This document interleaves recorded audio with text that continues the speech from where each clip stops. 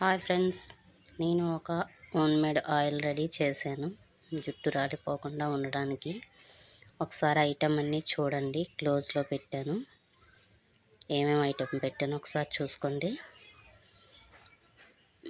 ఈ జుట్టు ఊడిపోకుండా, ముక్క ముక్కలుగా తెగిపోకుండా, చుండ్రిపోతుంది, అన్ని విధాలా చాలా సాయం పడుతుంది.